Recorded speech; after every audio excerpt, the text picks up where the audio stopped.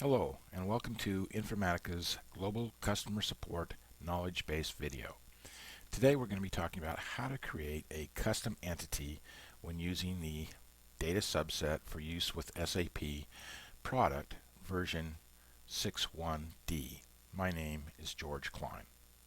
During this video, we're going to be talking about what is a custom entity, what are the reasons for creating custom entities, and then we're going to provide a short demonstration of how to create a custom entity in data subset using one of our SAP instances. First of all, what is a custom entity? Well, an entity is a grouping of tables that are logically related to each other.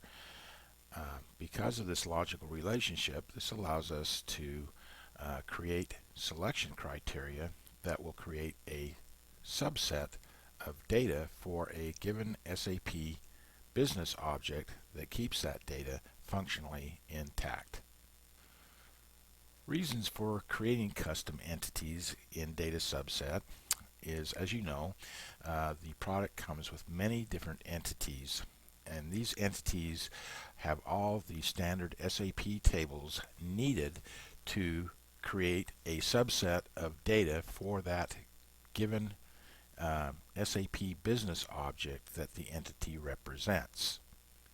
However, most customers have additional custom tables related to that entity that of course we would not know about because they are specific to the customer. By creating a custom entity, and this is best practice by the way, is to create a custom entity that is a copy of the factory entity, and then you can modify that and add your tables to that custom entity. By creating the custom entity, when a new product version or hotfix is released, your custom entity will be protected from any kind of overwrite that upgrade may or new product version may have. So therefore it's a way to keep your customized entity from being overwritten by the metadata of any kind of product upgrade. Okay, let's go ahead and create a custom entity using one of our SAP development instances. Okay, the first thing we want to do is go to the data subset main area menu, and we can do this by going to the transaction window and putting in /n/getST/main, and this will take us to the data subset main area menu. And the first thing we want to do once we're here is go to configuration and to objects, and since we're going to be working with an entity, we want to maintain entity. Now we're going to copy a factory entity, in this case an HR employee data entity, to our custom entity. So let's go ahead and select the factory entity, and we'll search for HR employee, and there it is. So we'll go ahead and select that, and now we want to make a copy of it and make our new entity as a copy of this HR employee data. So we're going to click on the copy button, and we're going to give it a name.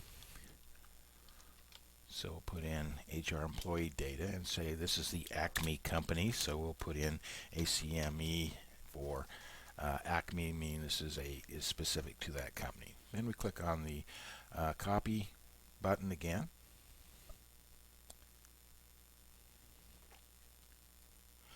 Okay, and now we have our custom entity as a complete copy of the factory entity that was delivered with the product. So we're just going to go ahead and save that, and we're going to activate this entity. Okay, now we have our HR employee data Acme custom entity. Here we can go ahead and modify this entity to meet our specific needs.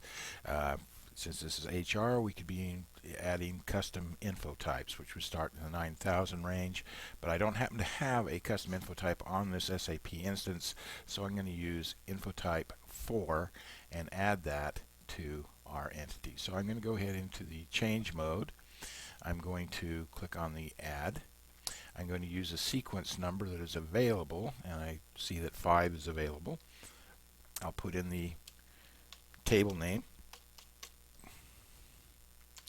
type 4, and click on the configuration state, which is 10 for active, and then I'm going to save the entity. Okay, now you can see that we have info type 4 has been added to our custom entity. Here you can add the custom info types that you have. There could be 5, 10, how many ever you have. You can go ahead and add them here and save them. That's it for creating a custom entity, but now we have one more step, and that is add the selection criteria or the selector to this entity. Okay, so we'll just go ahead and back out of here, and we will go into selectors.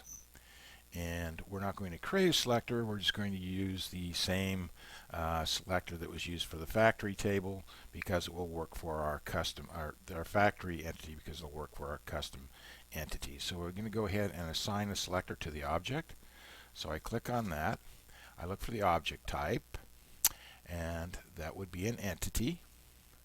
Now I'm going to look for our custom entity, so I'll go for HR employee, do that search. Whoops, I put it in wrong. HR, and there is our customer or custom entity. And so now we want to go into the change mode. We're going to want to add the selector. So I'm going to click on the drop down, and I'm going to look for the factory selector, HR employee, and we've got the selector for HR employee data. Go ahead and select that. Our configuration state is going to be 10 for active, and we're going to click on the standard checkbox, which means that's the standard selector for this entity, and then we go ahead and save it. Okay, and that's it. We have created our custom entity. So let's go ahead and back out of here. Okay, so let's go ahead and back out of here, and we'll go ahead and create a project with our new custom entity. So I'll go to the project builder. I will expand this. There isn't one. I'll create a project. I'm going to call it HR Data. HR Data endpoint. I'll go ahead and select that. Go to UF0 Client 102. And I'm going to have source wins. And I create the project. And then I add the operation to add the entity. And if I expand the entities here, it takes a little bit of time.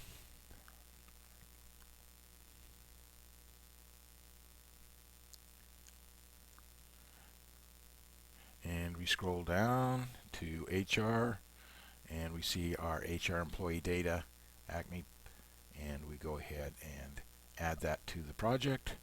We save it, exit, and then we go ahead and click on our selection to get our selection information. And there it is. And so I'll just put in an employee number, say employee 5, save the selection, and we are now ready to generate the project. As you can see from the demonstration, that we now have a new custom entity for the HR employee data entity or business object, and this entity can be added to a template, a custom template, and I will show you how to do that in the next knowledge base video that I will be creating. So, and that is it for creating a custom entity for Data Subset. We'd love to hear from you. You can contact us through support videos at informatica.com or through our Twitter account twitter.com/infasupport. Thank you and have a good day.